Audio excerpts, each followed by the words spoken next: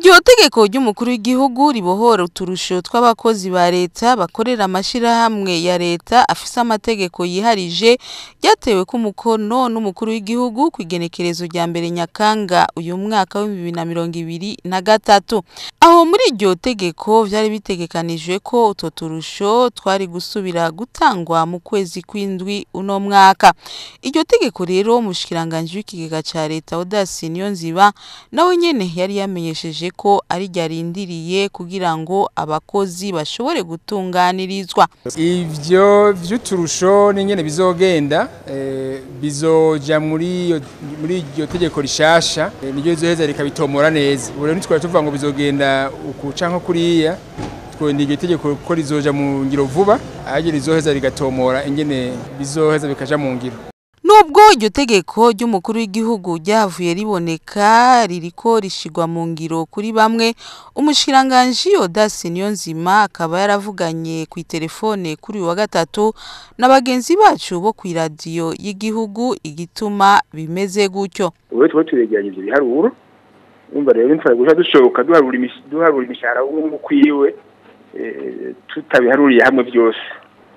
Rero abo vyega boduha kanya bagatenyenye tukabishira hamwe byose amari tuheza tumaze kubishira hamwe tumaze kubona n'amafaranga yose bizotwara naho tuyakura hama tuheza tugasha tubishira mu ngiro no kuvuga yuko nyine kare kwiyaja mu ngiro sivyo kuko iyo tegeko bitangura guharura imishahara kuva mu kwezi kw'indwi bivuga ko aho tuzobiharurira hose bizo hera mu kwezi kw'indwi ariko mu duha kanya rero tubiharuwe neza kandi tubiharuriye rimwe kuri bose kuri twatangura ku radio cyangwa dutangure kuri universite hari abandi basigaye bataheza kubiharura kuko no muzi ariho batarashikiriza ivyo baharuwe n'imishahara yabo izobingana.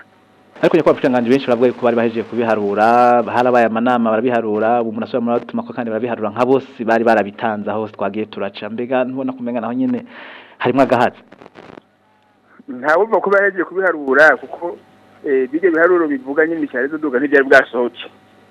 Umva ko yahejeje kubiharura rero nibaza ko yoba kapitali byo. Kuko ingene imishahara izo kwiyongera ingene bazo biharura ibiharuro byategeko itarasohoka nabyo bari bafise. Kuvuga ko bahejeje rero nibaza ko atari byo. Gushira umunsi bataraheza. Ko bahayisango byo mu ngiheze ariko ntibabizanye bose ushobora umunsi batarabizana.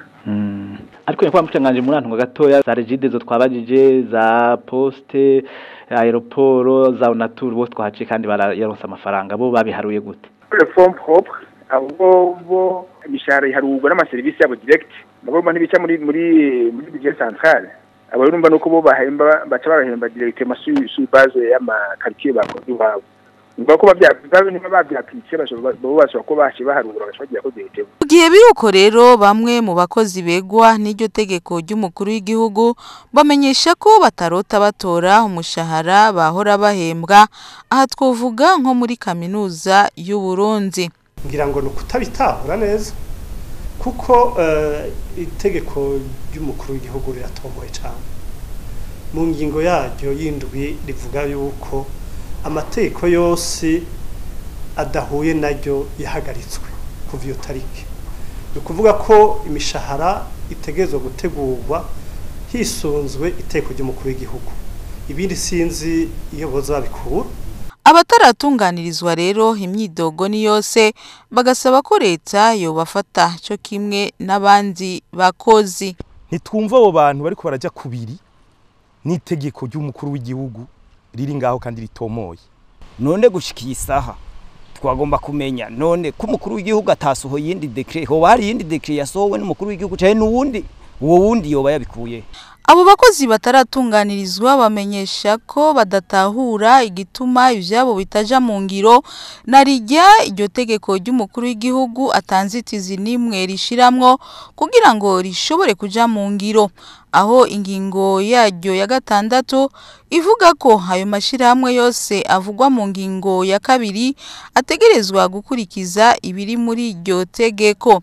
Ayo mashirahamwe rero harimo na RTNB n'ayandi yarakoze ibiharuro bishasha vy'imishahara ijanye n'iryo tegeko ry'umukuru w'igihugu, ariko ubushikiranganji bw'ikigega ca leta bukaba bwarabisubije inyuma, buca busaba ayo mashirahamwe ko yorungika imishahara ya kera. Iryo tegeko ry'umukuru w'igihugu rivuga ko mu ngingo yaryo y'indwi ko ingingo zose ziteye kubiri naryo zihagaritswe. Ku bijanye n'abatunganirijwe ngo nuko bafise ubwigenge mu ikoreshwa ry'amafaranga yabo, naho nyene abakozi bataratunganirizwa ngo ntibavyemera kuko ngo leta nayo nyene irafise ubwigenge mu gukoresha uburyo bwayo.